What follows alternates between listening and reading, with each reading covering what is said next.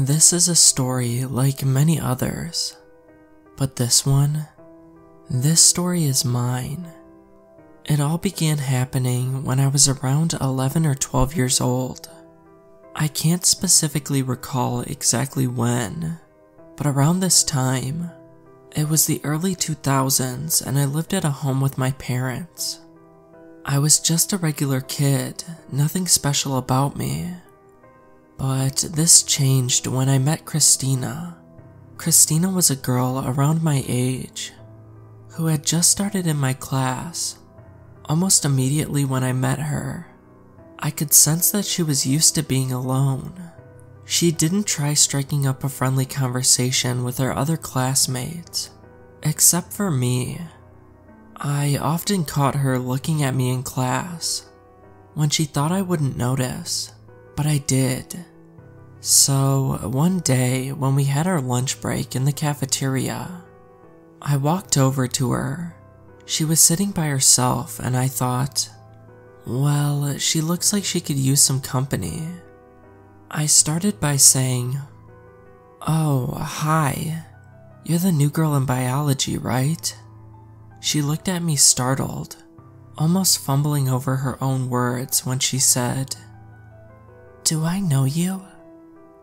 "Oh, haha, sorry, I'm Nate. We have some classes together," I replied. "Cool, do you want to sit together and eat?"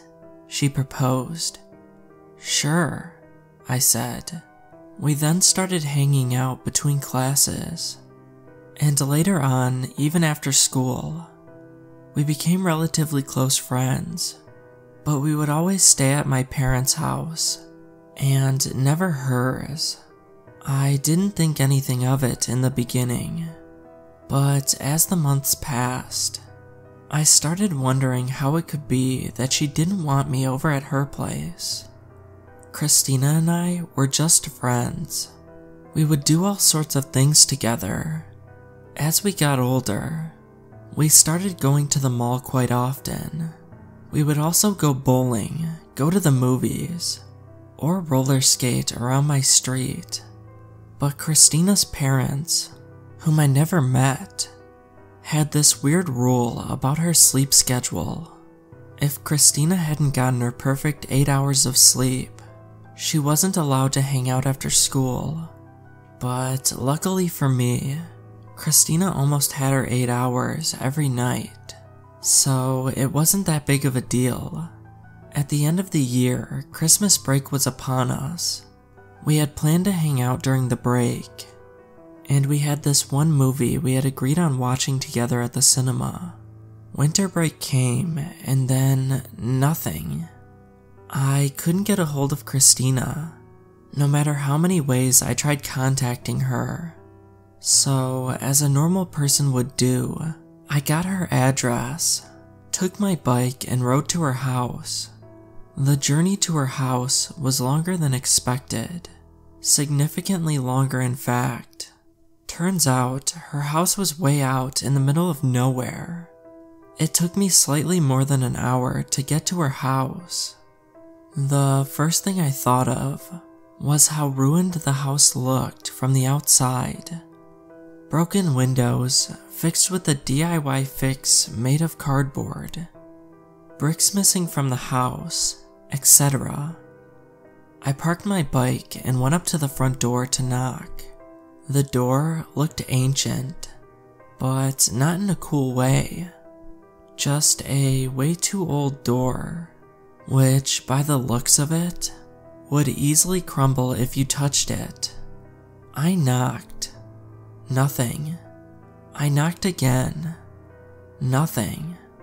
I tried reaching for the handle, and when I touched it, the door was flung open. A man, around his mid-40s, tall with a pale gray face. He looked down on me, almost looking through me, and said, "You must be Nathaniel. Please, come in." His tone and appearance made me feel quite uneasy. Nonetheless, I went inside. The whole house reeked of something you could describe as moldy. There was no light in the house, nor any heating. The house was cold. I could see my breath as it hit the air.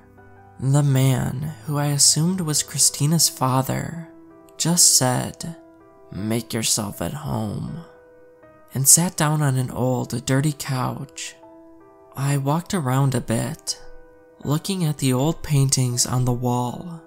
They all had some grayish color scheme. Depressing, I thought to myself. I walked over to the staircase and thought, wow, I wouldn't even want to walk up or down these things. The staircase looked like something from a house almost demolished.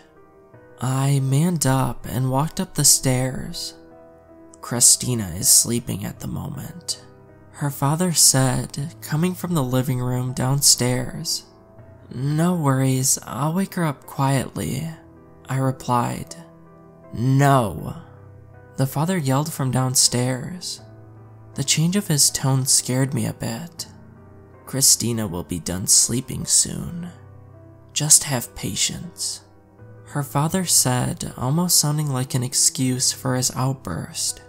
I could hear him struggling to get up from the couch downstairs, and I decided to quietly check to see if Christina was up by now. There were a couple of doors, but one of them had letters that spelt out, "Chris's room." I went up to the door and carefully grabbed the doorknob. I opened the door. What I saw was terrifying, to say the least. Christina was laying in her bed, unconscious, with numerous tubes coming out of her body and into a machine. I gasped and quickly put my hands up to my mouth before my scream caught up to me. I didn't even react before a gray cold hand grabbed my shoulder. Darkness. I fell asleep. I have no idea of how long I was out, but when I woke up, my life had changed forever. Tubes. Tubes everywhere. I couldn't move my body. I had been placed in a bed. My ability to breathe was struggling, mostly due to panic. Where was I? What had happened to me? And why did this happen to me? The door to the room started creaking, and the gray man came into the room. "You're awake. Good," the man said. "I've been hearing so much about you, Nathaniel. My daughter has taken quite a liking to you, hasn't she? Well, I know you didn't expect this to happen, but it's okay. From now on, you will be helping me. You will be constricted to this bed, but if you behave well, you will be able to get some privileges." So, it's almost been 20 years, and I'm finally being allowed to use a computer. This isn't a cry for help. Don't go looking for me, or you'll end up in the same place as me. I just wanted to share my story.